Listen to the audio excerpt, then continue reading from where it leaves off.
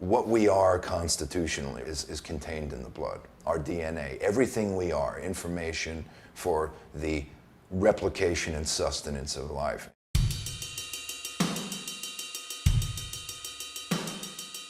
Making art is a meditation. I'm infusing my intent and will and energy and body and life force into something that is very specific and is changing consciousness in some way.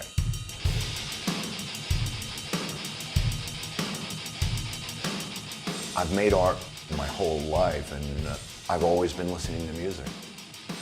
The mid-'80s was really a great time for music, a great time for metal, and that's what I started listening to right off the bat.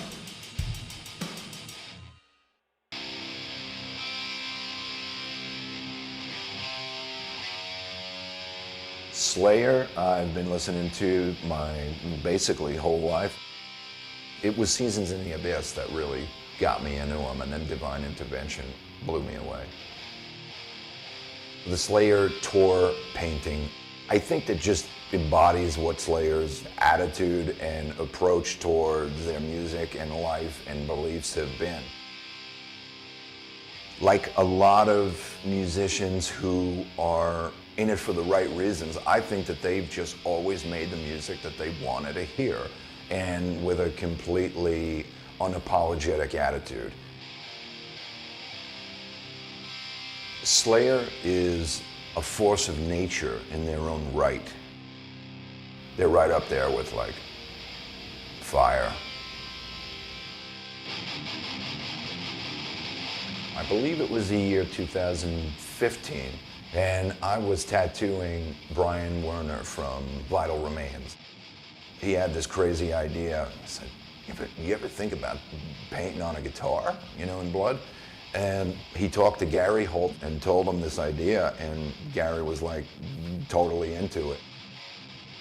I was backstage at Slayer drawing Gary Holt's blood.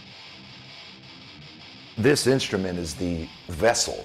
This is the point of contact by which he communicates his art to the world.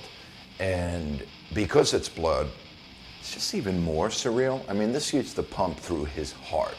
What do we refer to as the motivating factor for human beings in how they gauge their direction in life? It's the heart. You operate from the heart.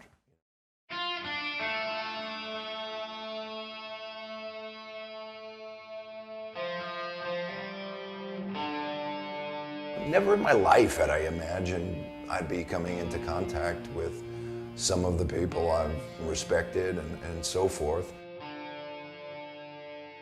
I first met Gregg through his daughter, actually, Brooklyn. He was a collector of my work.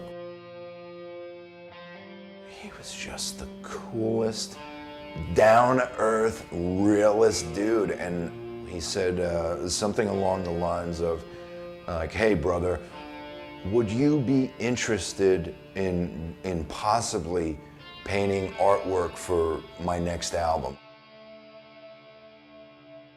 Gregg had actually shipped his blood to me way ahead of time. I had it in my refrigerator for about a year.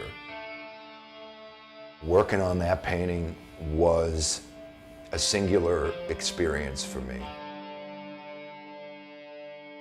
Up until that point, I had worked in my blood, I had worked in the blood of my collectors who were living, but not in the blood of a newly deceased person of that significance. I'm working with a literal part of his body, and it was really emotional. I'll take that to my grave.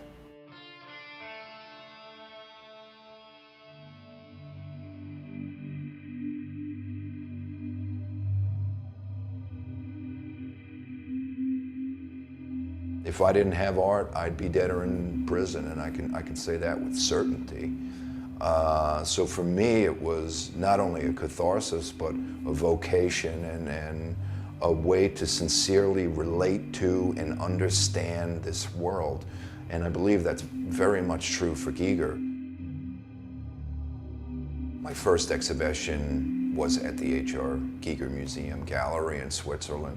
And, you know, having been acknowledged by Giger in that way was, for me, my greatest honor, really. You know, Giger was like a god to me. He was communicating realities and truths that had, up to that point, maybe not been unearthed.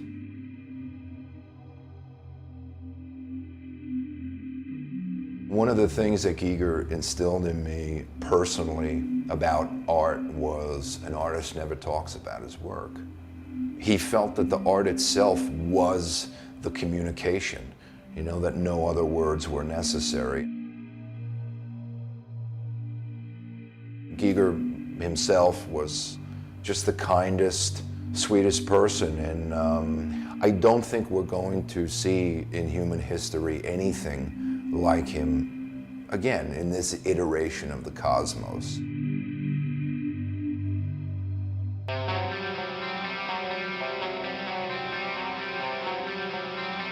People refer to what I do sometimes as, oh, how's your business going?